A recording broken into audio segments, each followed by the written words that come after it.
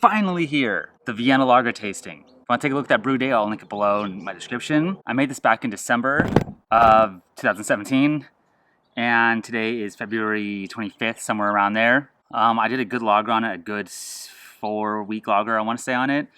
And then it's been cold conditioning in a bottle for the last like 3 weeks. So it's been a while. I did a really proper thing on this. So the recipe is basically just Vienna malt, 50%, almost 50%, some Munich malt, Pilsner, Crystal 40, and then that's it. And then nugget and spalt, and I used White Labs WLP 836, fermented it around 50 degrees Fahrenheit, raised it up near the end of fermentation for 3-4 days for an acid arrest, I think at like 65 degrees Fahrenheit.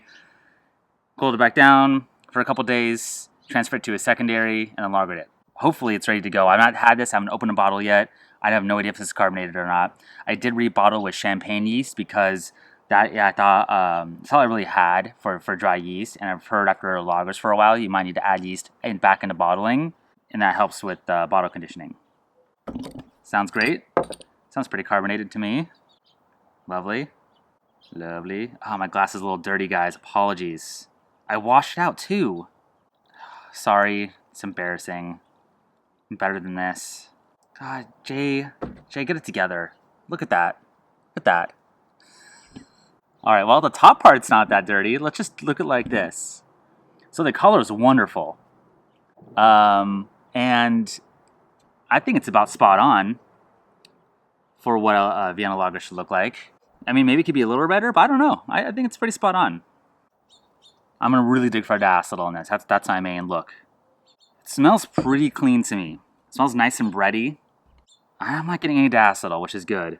But really nice bready, like loaf of bread, like just out of the oven. Not like toasted, but like that, right out of the oven, fresh bread, like a bagel. That's pretty good. I think it has like a bready finish to it.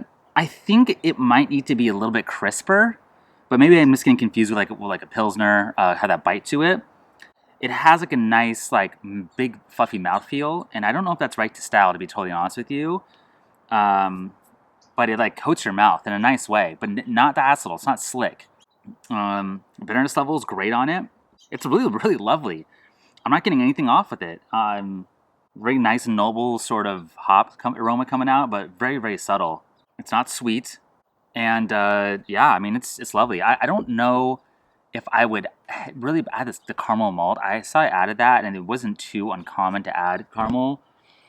It's not sweet, but it has like a slight, like, not homebrew twang's the wrong word, but like, it could be a hair cleaner. And I can't describe what that would be. Like, not that it's off, but like, I don't know, it's hard to describe. Like, the balance could be a little bit better with like a nice finish that's well-rounded. You get the full bread feel. It goes and it's all there, but it doesn't quite drive it home.